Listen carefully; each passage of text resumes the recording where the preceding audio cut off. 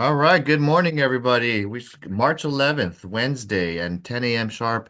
Happy to see a lot of you guys here joining us for another sales meeting, and we're rocking and rolling. I hear a lot of real estate picking up a little bit in terms of listings and buyers activity, so it's interesting times and good to be in business. And hopefully, you're going to start to get business going in your end, and really just want to hopefully motivate you, inspire you. This is the time to start getting busy. This is approaching the spring selling season, and obviously, this is the peak area of time of where volume happens, where people are interested in buying and selling.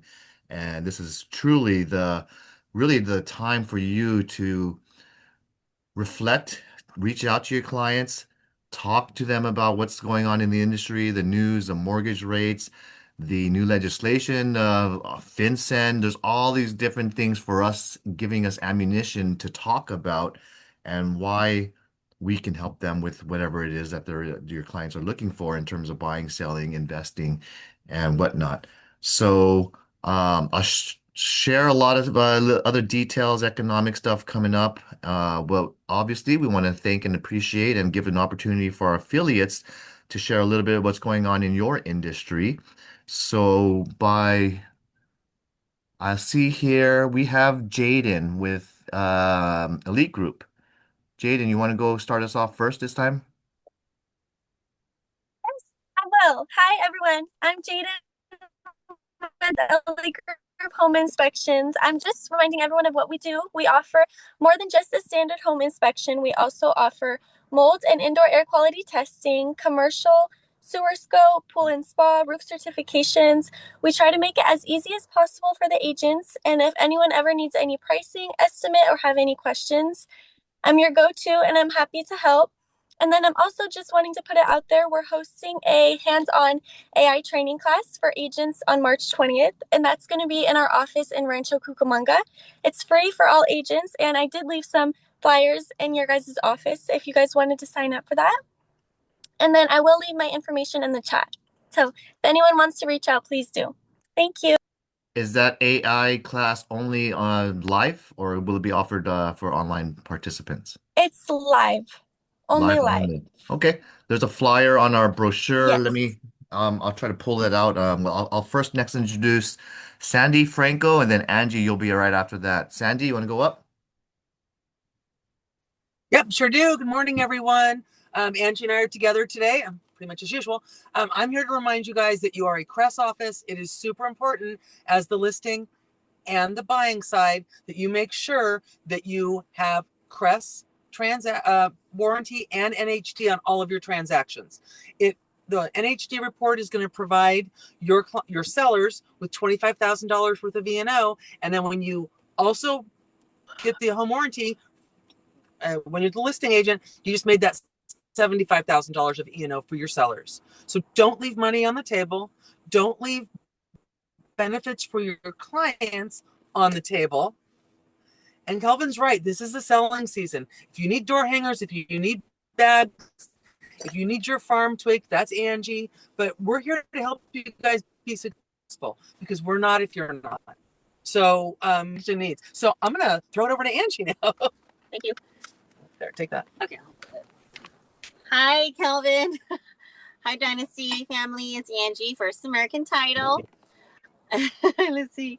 Okay, so I was at the AAR. They talked a few things about FinCEN, and he did use our flow chart from First American. So we have that if you wanted a chart to see whether or not you fall into the category of FinCEN. Now, he made it very clear that even though escrow and title are the ones that are going to be helping you through FinCEN, we all have to be aware of any other situations that might be tagged as FinCEN because the violations are so hefty. So if they find you as negligent and you keep making the same mistakes with FinCEN, the fine can go up to $111,000. And on individual case by case, it's I think he said $1,463, if I'm not mistaken, something like that per mistake. So it's very important that you follow along with FinCEN. If your escrows are not sure about FinCEN and they don't want the liability falling on them, they can delegate it to First American. We offer it for $125, and they have to delegate it to us sooner than later because we still have to go through the timeline and do the applications and everything. We did build out a department just for FinCEN because we figured that we're going to probably get a lot of this, a lot of them delegating to us.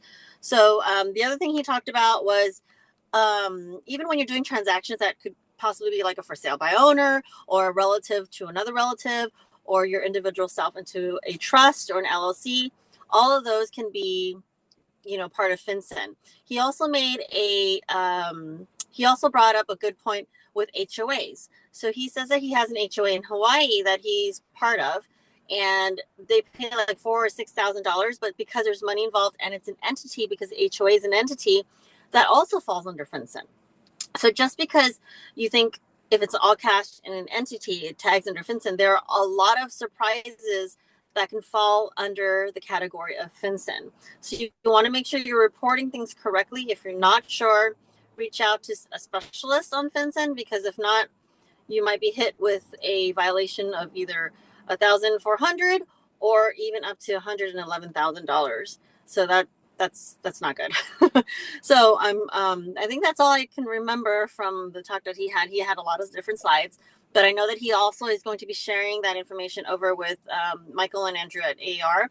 So if you wanted to, I can reach out to them and get you that information. I also have a flow chart and everything else that because he went to our webinar from First American. So if you need any of that stuff, I also have that information for you. So I'm here to help you grow your business and insure it. Angie Tang, First American Title. Thank you so Thanks, Kelvin. much. Thank you for driving responsibly and It's over. pulling over. I see the tree stopped. Scott Shimamoto, you want to share us what's going on in the mortgage industry? Yeah, so I hate FinCEN too, because that means they did it without a loan. So that cut me out of the deal. But yeah, Angie has got some really great what do you call it, background reference materials for that. But what I want to talk about is rates. Okay, guys, the rates are wild right now. It's the indicators are going like this right now. It's because of the situation in Iran and whether or not the oil is going to get through that Strait of Hormuz and all this stuff. And, you know, sometimes they say it's going to go, sometimes they say it's not going to go. You know, some of the tankers don't want to go through because they don't want to get, you know, bombed or anything like that. So the reason I'm bringing all this up is because your buyers are going to get really nervous about whether they should be out there trying to buy a house or not right now. And I'm going to tell you something. There's always a great time to buy the house. And right now is also a great time to buy it. When I was buying my current place where I live right now, I was in escrow and the planes were hitting the Twin Towers. I'm like, what am I doing right now? But however long, 25 years later now, I tripled my money on this house. And I guess what I'm trying to tell you is, for your people who are standing on the sidelines because of this, that is not the reason to do that. They need to go out and buy the house, because it's always a great time to buy. And the best time to buy a house is 20 years ago, right? So right now it might feel like all the money in the world, and it might feel like a risky time to buy. But my opinion, in my old life here, I have noticed that if you buy the house and you stay with it, you're always going to win. So that's the message to your buyers if they're on the fence. And I'd love to help them pre-approve. So Thank you so much for sharing that. yeah, Appreciate it. So the rates right now, we said, what we're looking at for a 30-year? probably like they just had a rate. I haven't looked at it because I was driving to get here, so I can be on this thing, but it's probably like 6 1/8, 6 1/4 right now. Six So and a quarter, 6 1/8. Okay. probably So right around there for, it you know, climbed up a bit. depending.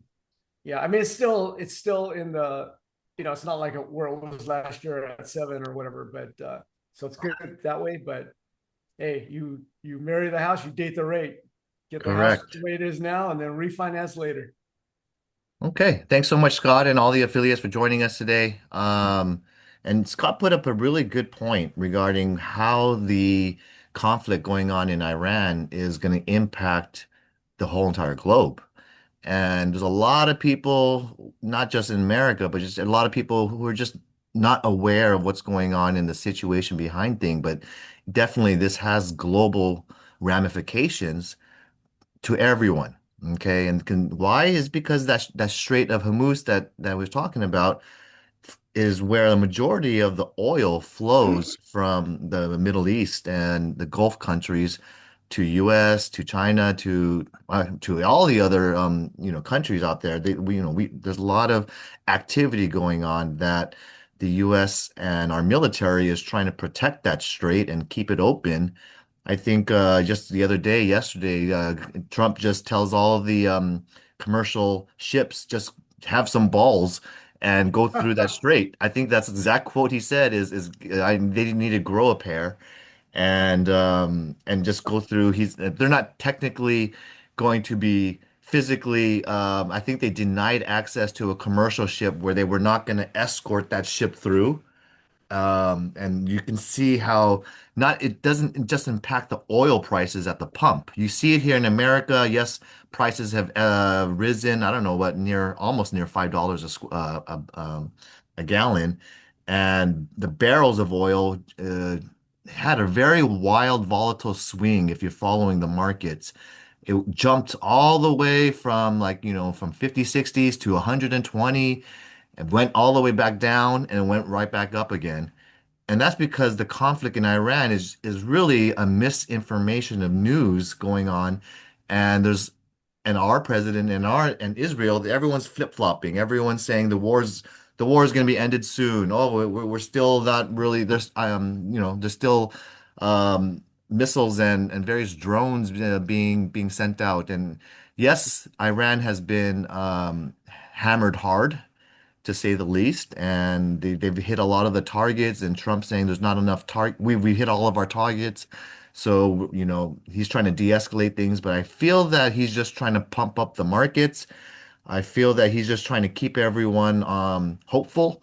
And at the same time, there still is the son of the person that was assassinated, the leader of Iran has taken over, and I don't know, the news says that he's a little bit more of a hothead and a little bit more dangerous than his father.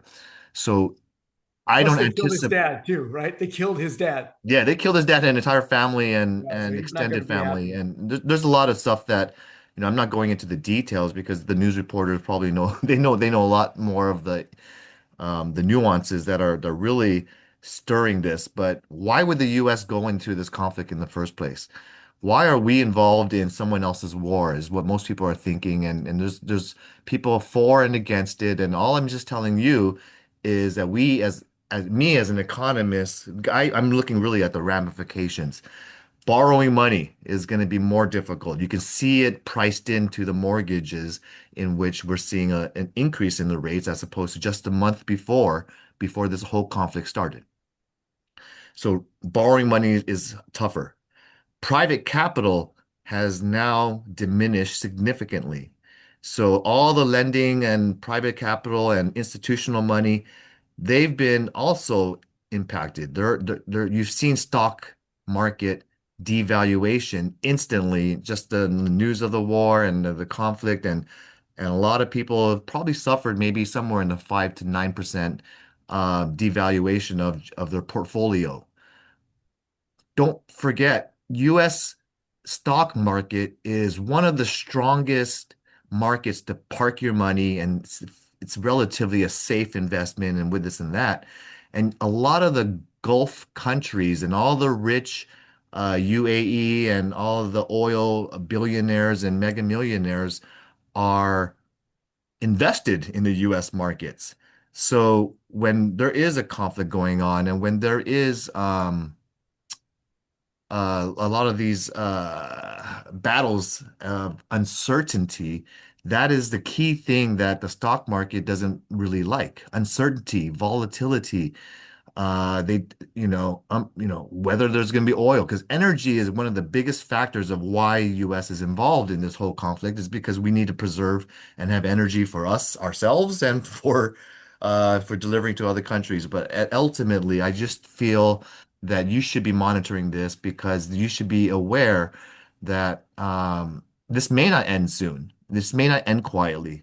There may be ground troops being sent over, even though he says he doesn't want to send too many ground troops. And our president and our leader does not stick to anything. Everything is like a river. Everything is just flowing and flowing, and we don't know what's going to happen, or we don't know what the next step is, or whether they're going to escalate, and whether they're going to use nuclear energy or a bomb, and so this could be a global conflict that will be lasting.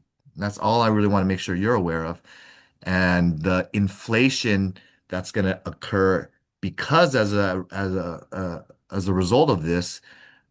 I don't see the price of the pump or inflation of any of the groceries or anything that's imported or exported.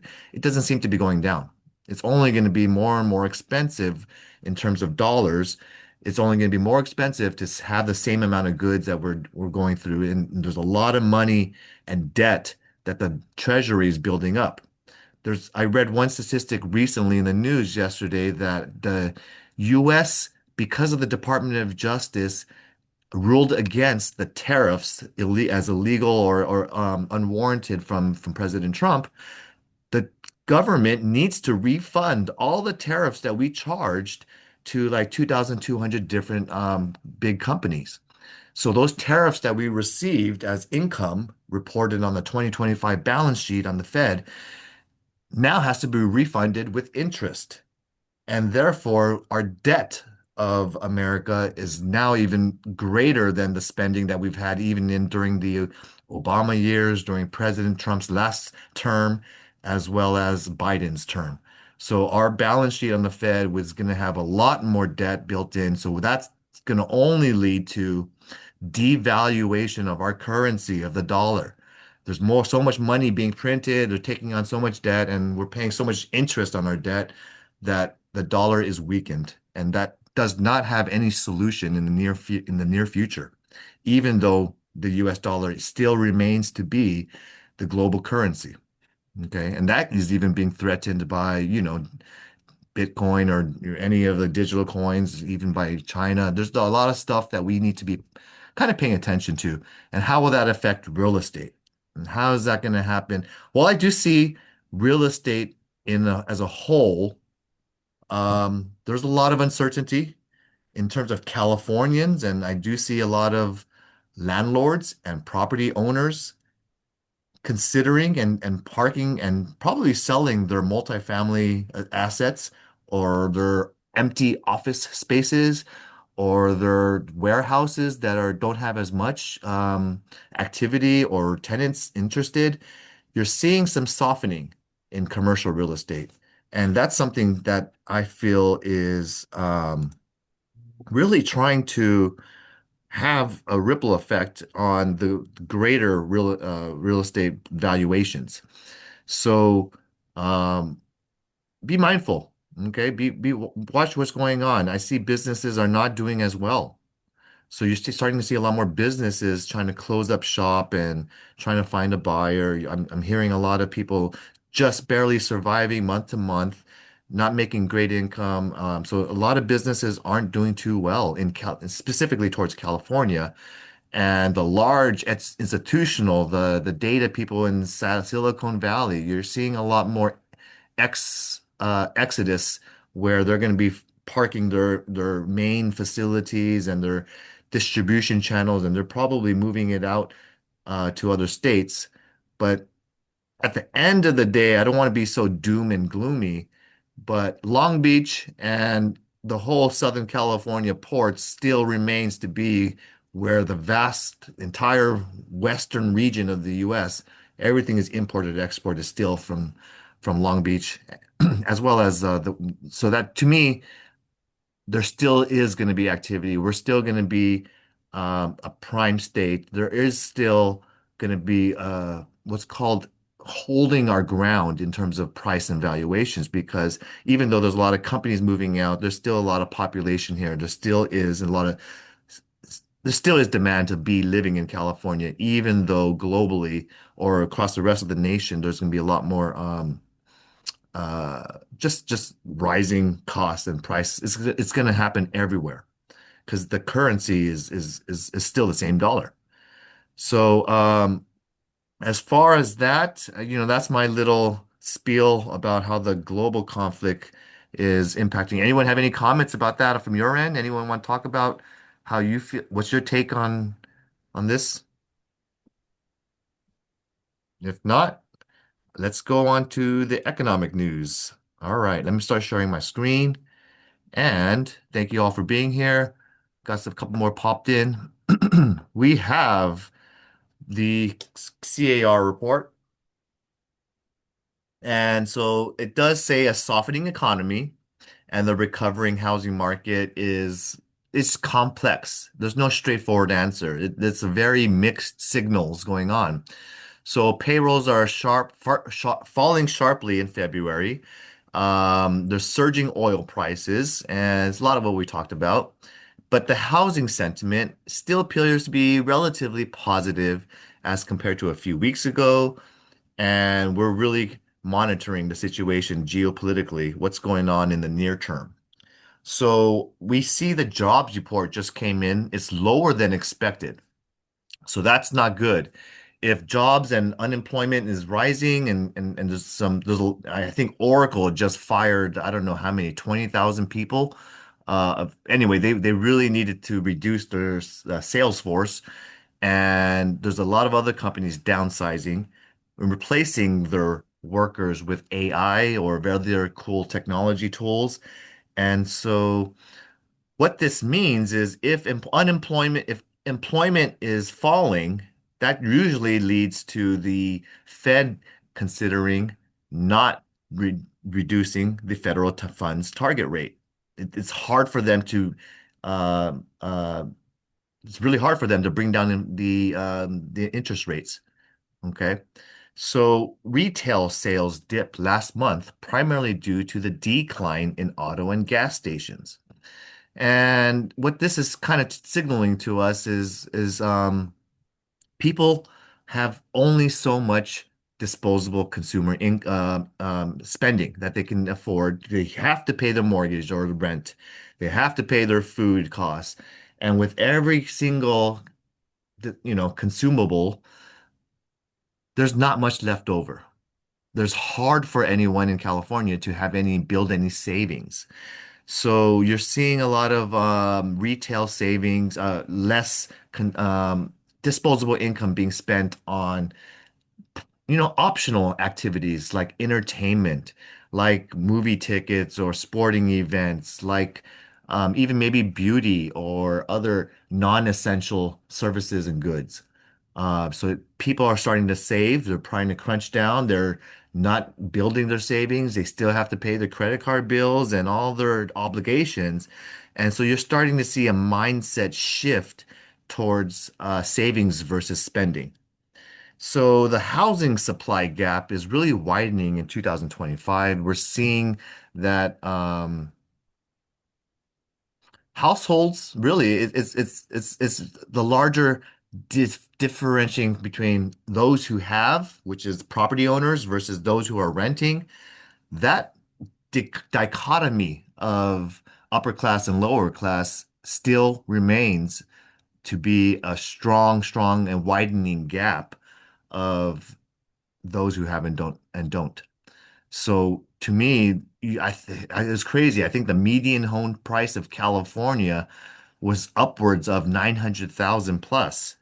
And that's the median home price in California. That's a really high amount for people where the average American is earning maybe 60 to 70,000 in California. It's not high, not how high income. How can we afford it? So rents in apartments slightly have ticked up. Although I do see rents softening overall, there is a little bit more options right now. And Americans just feel a little bit more positive about the housing market because they do feel it, and I feel myself that this is how you shield yourself from really high inflation or devaluation of currency. Because if the currency is devalued and depreciating, and inflation is real and sticky, then that means that the values of the home prices also must rise in relation to the devaluation of currency. Because when that person sells in 5, 10, 15 years, it will be at a market where the currency is already devalued. that means that the price must be much, much, much higher than what they paid for it. So I'm confident that real estate prices will continue to rise. By how much? It really is hard to say, but I'm confident it will. And that's why you see maybe people selling off their portfolios or riskier investments and parking their money into real estate. So that's why we're in one of the greatest industries right now, because we're going to be making all the clients that you serve will be making money. If any buyers that you sell to will have gains in 5 short years. Okay. So that's the market economic minute, right up from CAR, and giving you a little bit of um, key read of the week. Nearly 1 in 5 property transfers in this 2025 period, 18% of these transfers were from, um, usually family members, generation to generation, parents to child. That's almost 1/5, 1 out of every 5 homes were a intergenerational transfer. So therefore, only 82% of the rest of the sales might be market sales or whatnot. So inheritance is something that really is how wealth is transferred from family, to children. So this is a record high. This is really high, twice the national level in California. So we're really starting to realize a shift of the baby boomer generation and those who are 80 and plus. And as they start to, either pass away or they're starting to build their trust and whatnot, these transfers to children are going to be realizing a couple of different things that Prop 19 has some true ramifications. One of the things I'm going to tell you is, did you know? In the past, prior to 2019, a parent to child transfer, if you recorded that transfer or that passing, the child gets the benefit of the original cost basis and property tax rate. Is that okay?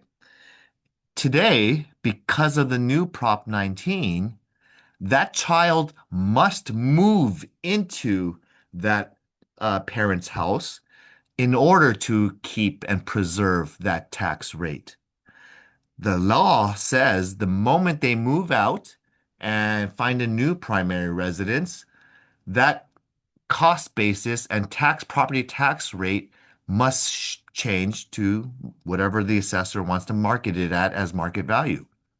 So the tax rate will change as soon as they report a new primary residence. And these buyers, or not the buyers, these um, beneficiaries who are inherit the property won't realize, and then suddenly they see a jump in their property tax bill, and they're gonna be like, I can't afford that. And they're gonna see market rates of properties are extremely exorbitantly high, and they're gonna probably decide to sell. So if you're looking for business, you're looking for listings, you should be targeting people who are going to be inheriting property, people who are, either wealthy or their parents are wealthy, and advise and teach them about wealth management, about a little bit about talking to their accountant about this Prop 19 ramifications. Can they afford the rise in property tax rate if they decide not to move into it? Because I can tell you 4 out of 5 beneficiaries probably do not want to move into their parents' old house that's not remodeled. That's probably they only lived there because they were disincentivized to find and move out to move into a better neighborhood. So the cycle that we have, it keeps people where they are in California. It's very difficult to move in California because most people can't afford the new property taxes. So people just always stay to where they're at and they're complacent. And that complacency that they've experienced now gets transferred to their children who also don't want to move out. They moved out years ago. They started their own family. They want to have and stay where their school district at. So vast majority of the inheritance people are going to have to sell their property. That's where you're going to find your listings. All right. Okay. So that's a little bit about the CAR update. We talked a little bit about FinCEN. There is some new artificial intelligence policy compliance stuff that's going on. So CAR is trying to advocate for and build tools for our realtors. And the newest one is called Ethica AI. I don't know if it's good or bad, but it's in pilot, beta mode right now. And so Ethica AI is here to help realtors promote their listings, to have someone to talk to, kind of like Alexa or Siri or Google. And you could talk to this Ethica person and try to find data about your property that you're going to be doing an analysis on. Maybe you're doing a valuation or a CMA. Maybe you're just trying to find historical trends in a certain neighborhood. Maybe you're trying to find specific information regarding a duplex or triplex, like I'm doing right now. So anyway, if you wanted to learn about Ethica AI, there is a link right now. And as a member benefit, you do have ability to explore and be one of the test pilots who are going to learn how to use Voice Pilot. So I'll share this link because I'm not sure if you have any awareness about this. But what this is going to do, if you're interested in signing up, you could kind of use a deeper integration of AI and implement some of these right into your car forms. So you can dictate, for example, a seller counteroffer. And I think you can upload a document and say, hey, voice pilot, can you counteroffer buyer A and ask them to put several key terms from a seller counteroffer? Number one, buyer to submit their highest and best sales price by 3 days.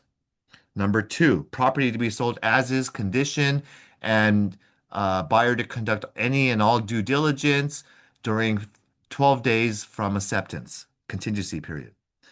You could dictate, seller to have a selection of all services provided in escrow. Number four, seller to have 5 days after close of escrow to remain at property and deliver possession to the buyer. Anyway, you can dictate all this stuff. It'll put it together in a counter offer for you. You still need to double check the language and make sure it's using the dictation and following your instruction. But somehow there's some integration with zip forms. So it might be something cool like, hey, voice pilot, pull up a tenant estoppel certificate and help me complete four of them for 123 Main Street, 123 Oak Street, 123 Alhambra Street. And whatever it is, you can kind of have it fill in the information for you. How cool is that? So you can sign up. There's free access right now if you click this link over here. And they're going to be rolling it out in various phases. But if you wanted to be in the forefront of this, up to you. Go ahead and check it out. Keep in mind, if you're going to use AI in your marketing, in your advertising, totally fine, but follow these rules. So I'm going to share with you in the chat a kind of CAR guidance on using AI. For example, in your writing property descriptions, people are doing it. They're writing, give me an address. Here's the blah, blah, blah, blah. Here's some key points. Go write up a property description. You could do it, but make sure your AI and you double check that you're still in compliance, that you're not violating any fair housing laws or AI laws. What laws are there for AI? Guess what? If you're digitally altering your images, there are laws. We talked about this before, but basically making sure that if you are going to virtually enhance and alter the images, then you must have a original image accessible by the public. So kind of like a original, here's the digitally AI version. Original, digitally AI version. Here's the original with a no lawn. Here's a digitally AI version with a beautifully landscaped lawn um, built by AI. So you have to have a disclaimer, follow these instructions, and you should be fine. You can always ask me if you have any questions. Did I hear anyone have a question on anything? So, Nope. Okay. Um, In terms of wildfire issues, there is still requirements for those in high fire zones. I'm not going to spend too much time on this, but reminding people who are in the high fire zones and they have what's called local compliance required, meaning like either the fire department or the code department, code enforcement division, they're going to be monitoring people who have high amounts of weeds and brush, people who do not have a buffer zone between the shrubs of the or the bushes in their backyards and to the structure, and whether or not they have wood shake roof coverings and making them change them into something like concrete tile coverings on the roof. There's certain things that enforcement has not yet caught up yet, but they're going to start enforcing structures because there's a lot of fire risks in California. We're going through a heat wave coming soon this next week in California. And guess when there's heat waves, guess what happens to the risks of fire? That also goes up too. So fire insurance remains to be a problem in terms of companies like State Farm not issuing new policies, or a lot of companies exited California. So you're not having as many providers of insurance issuing a new policy. So continue to be looking for policies when you're early in your escrow periods. As far as classes coming up in the Arcadia Association of Realtors, we have a couple of different things. They have a county assessor's legal update tomorrow. So if you want to talk about and learn about how Prop 19 impacts the legislation, how it impacts a lot of the what I just talked about earlier, intergenerational transfer of properties, then this Jeffrey Prang, he's talking from 4 to 5 p.m. I can guarantee you he's going to talk about Prop 19 ramifications and give and help you as a realtor not only just teach you what the rules say, but you'll be able to have a lot of takeaways from this so that you can share the gospel with your clients, friends, and family and talk to them about preparing for these generational transfers of property and how they can either avoid high taxation or sell before it happens or just plan ahead. And there's going to be a legal update from Bloom, Robert Bloom. I think he's an attorney. And so this is a cool thing you can join. It's at the Arcadia Hilton Hotel, and it's free using the special discount code AAR. You're gonna have another class on. Let me go to classes and events. I'm sorry.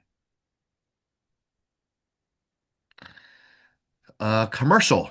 If you also are interested in commercial real estate, there is a class tomorrow, a teaser class for those who it'll kind of give you the essentials of CCIM, which is one of the highest designations you can ever achieve and earn if you're a commercial broker.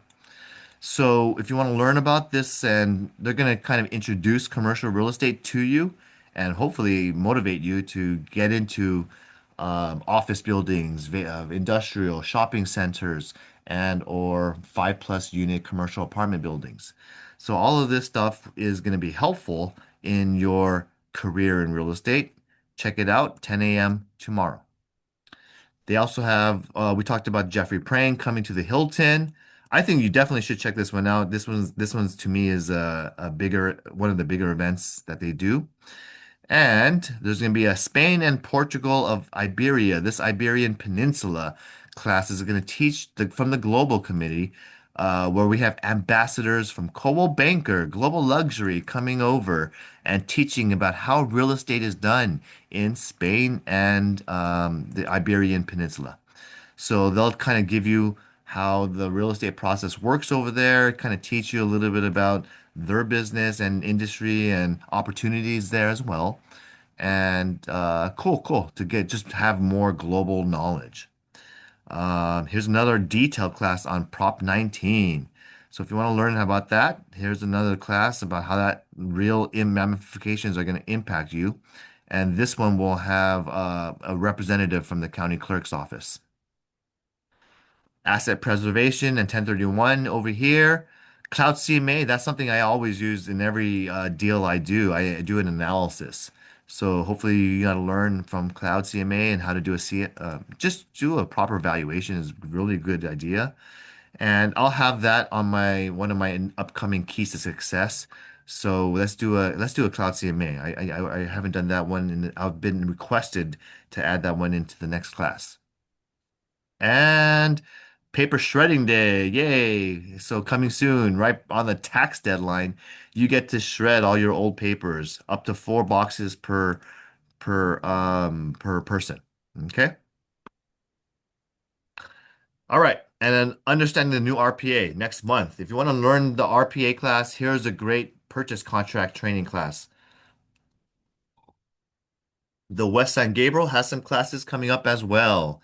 So just putting you in front of you and you can see if you want to put together and see the events calendar for those of you members over here. And they have another CMA class. This is the CARMLS version. Give me a second.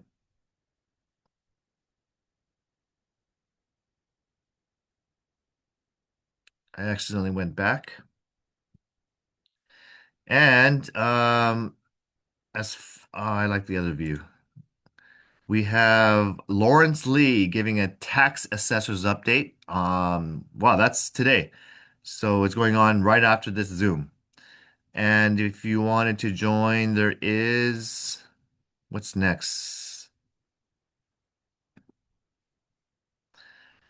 Prelim title report. Nothing too much to me that's too interesting, that's noteworthy. Um, any questions from you in your business or anything I can help you with before I jump into the next section?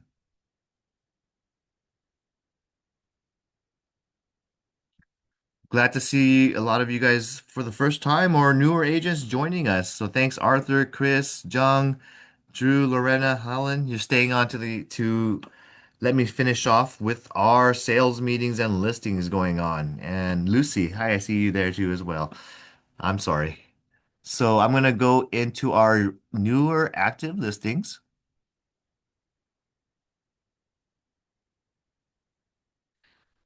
And let me go by date.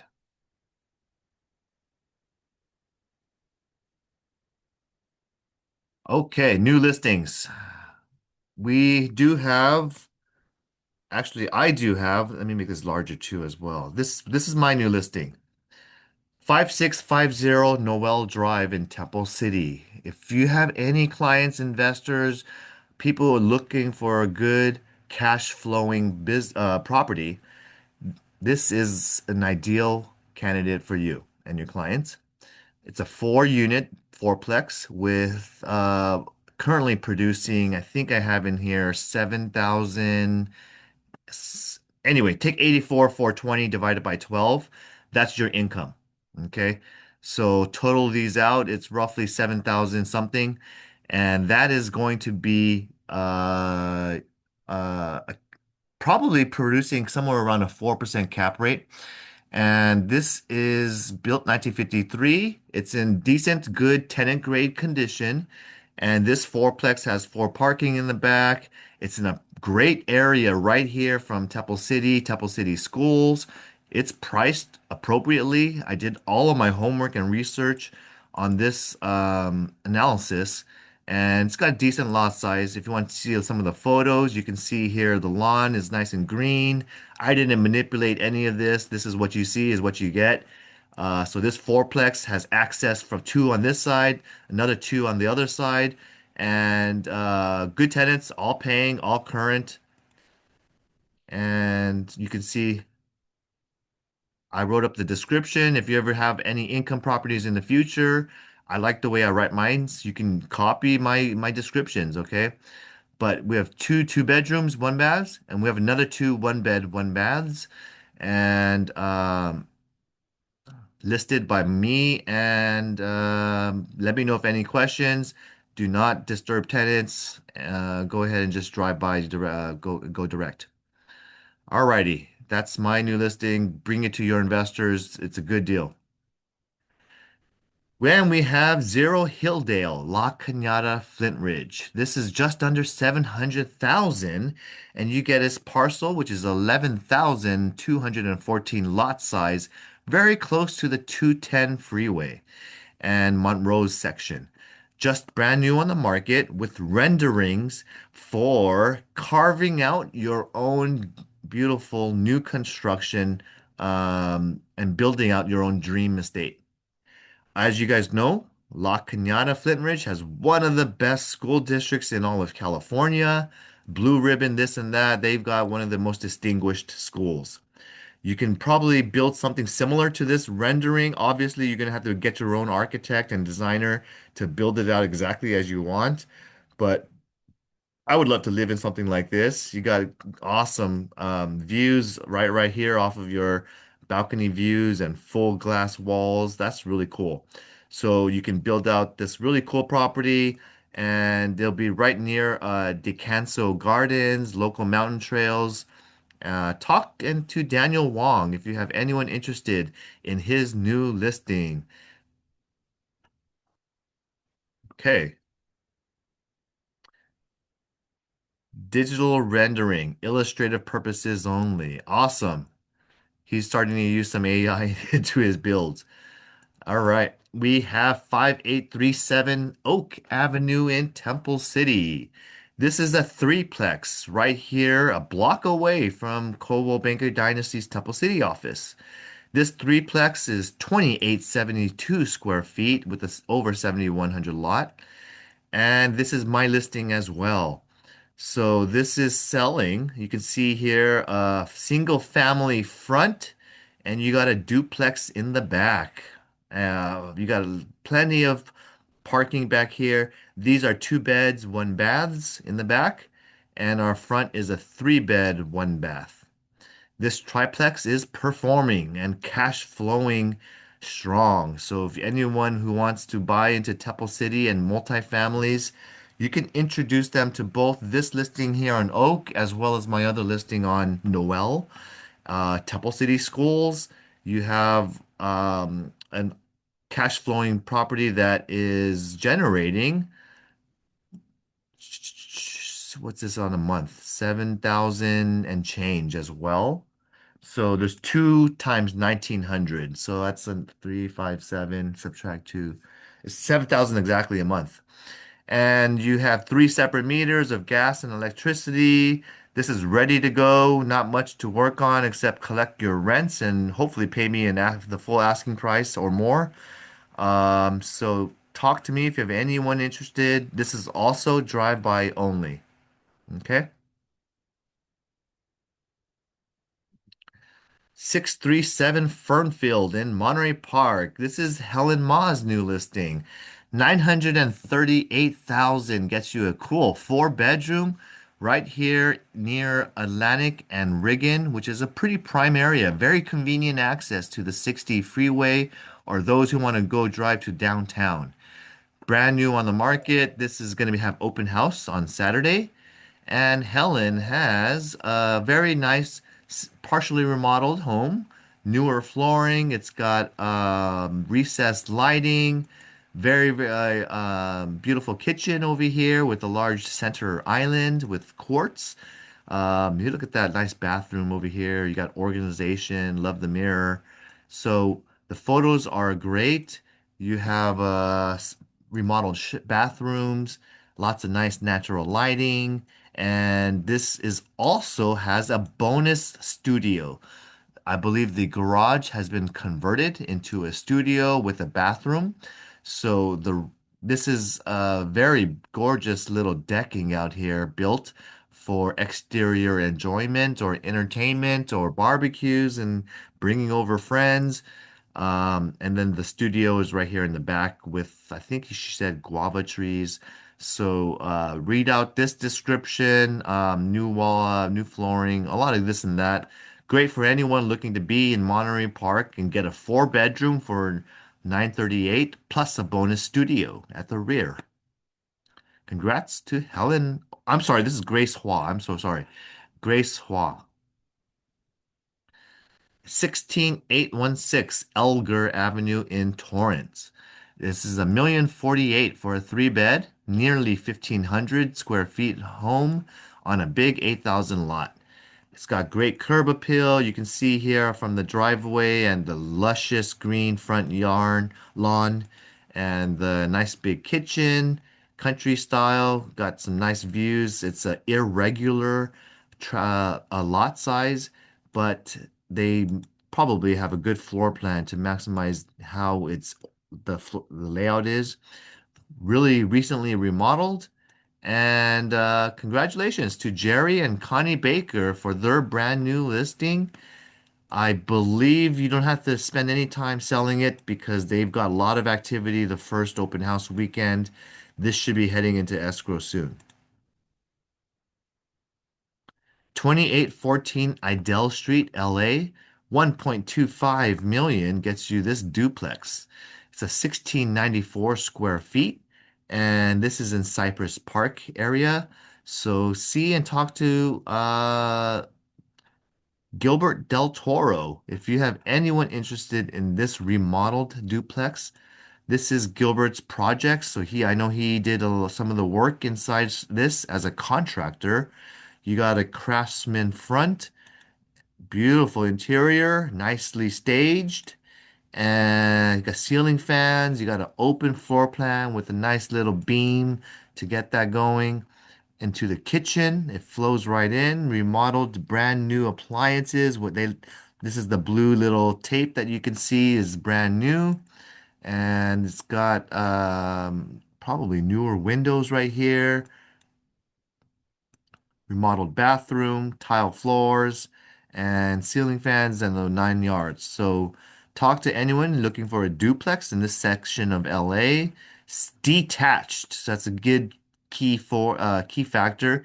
Detached units tend to have better rents. And you can see this is the other unit.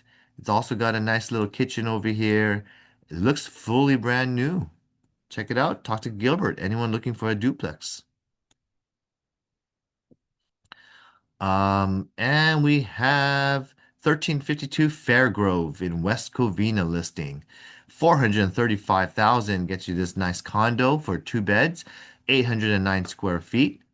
Um, this is not a traditional condo. It's a two bed, one bath, and this is nice single story. Looks gorgeous and affordable for 435,000. You, you can get something that's really reasonable. That's a good deal. Um, just want to make sure this is not senior housing or community, but you could talk to Jackson Wong if you have anyone interested in something affordable. It's vacant. It could be on a Supra, so you can pretty much show it any time. And this will be first week on the market. So talk to Jackson if you have anyone interested in this. This should sell. 1417 Edgewood in Alhambra. This is a nice single family, but it has a HOA. Maybe this is actually a townhouse. Let me take a look at the outside.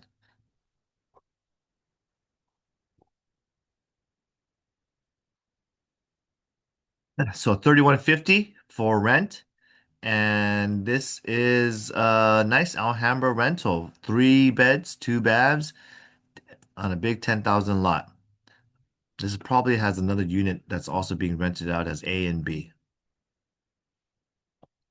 5427 Half Dairy, Long Beach, 90805.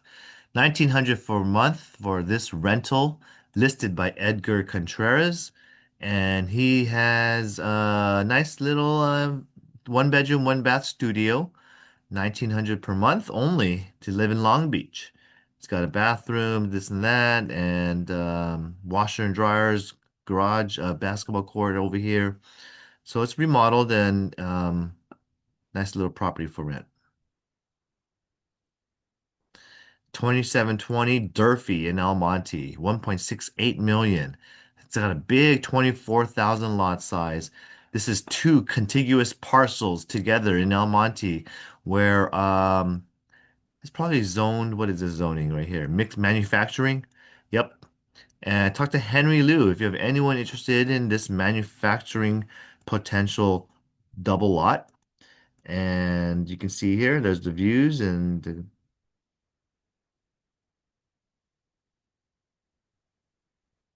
congratulations on the next listing, which is 830 Sycamore in Arvin, California.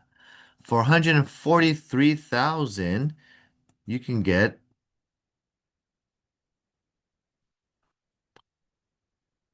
this listing by Henry Liu. I'm not sure. This is the lease. I'm sorry. So no wonder it's so big. This is a commercial lease. Cold storage is good for food production in California's Central Valley corridor. So if you have anyone interested in renting out a bunch of agricultural products or this and that, there it is. We got 35357 Hutchinson Place in Beaumont. It's an active listing for 615,000. Year built 2023. So this is I'm sorry, gorgeous newer build, single family. Oh, look at that. Very nice. And this is with Singh Reen. Talk to Jagjit Singh if you have anyone interested in this Beaumont home. In Irvine, we got a business opportunity for sale. There's 850,000 for this place with annual sales of roughly 3 million revenue. 1249 High Horse. This listing is actually going to be closing in 2 weeks. Arbor Lane, Ontario is active. 828,000 for this Ontario newer build, 2017. 4 beds, it's 2,500 square feet, and this Ontario home looks great. Look at that. They staged it nicely. Congratulations to Doreen Tuan for this new listing. Okay, I think that wraps up the new listings. Let's talk about the pendings and some congratulations are due. So we have some solds.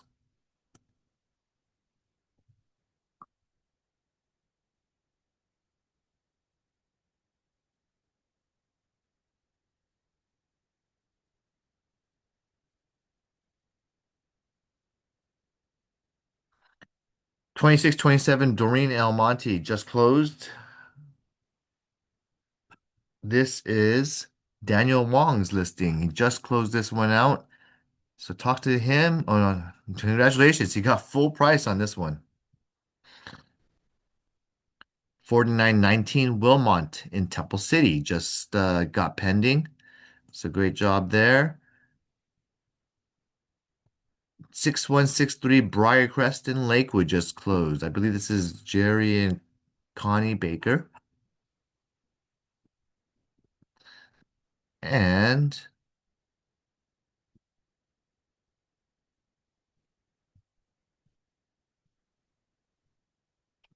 sorry, my mouse is dying. I can't. You still hear me? Okay. All right. Yes. Okay, good. 4640 Via Frondosa, Jagjit Singh Green just closed this one out in Yorba Linda. Thank you. 918 Garvey. This is active under contract. It's a senior housing. 27816 California, Pasadena, 4.35 million. Congrats on that closing. Feels good to close a $4 million property. Congrats, Henry Liu, on this. Okay, so that's our listings that had sold. How about our buy side sales? Congratulations to our buyer agents.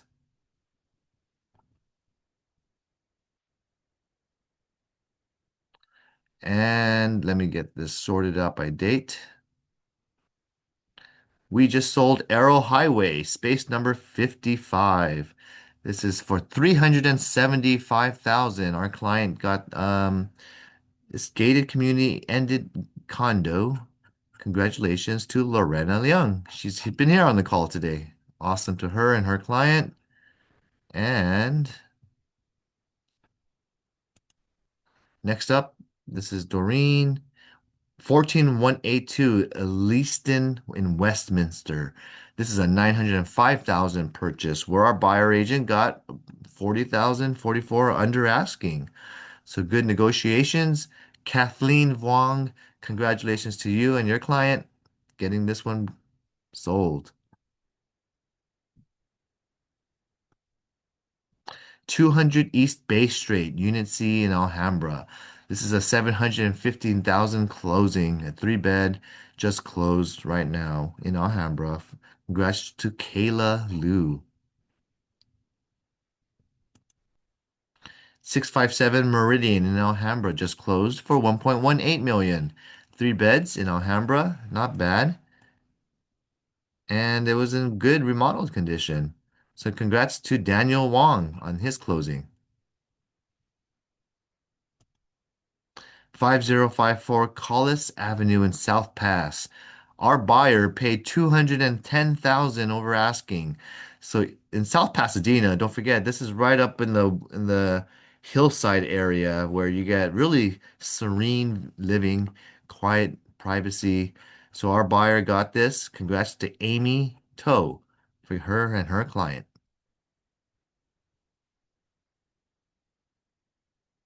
223 Drake in Beaumont just closed.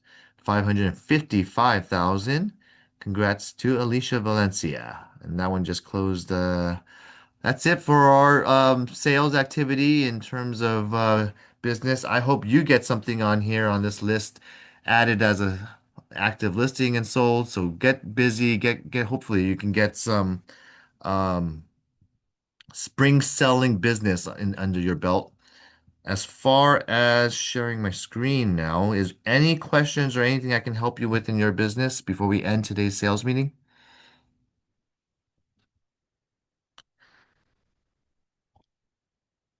Next Tuesday, we'll have the keys to success. It'll be 2 p.m. I'll be doing a CMA analysis. If you want me to help you with your evaluation or do an illustration for you, we could work on it together. So the link was sent this morning, and thank you for being here today. That's it for today's sales meeting, guys. Yeah, thank you for sharing. Thank you, Catherine. All right. Thank Thank you. you, Kelvin. Thank you, Thank you. guys.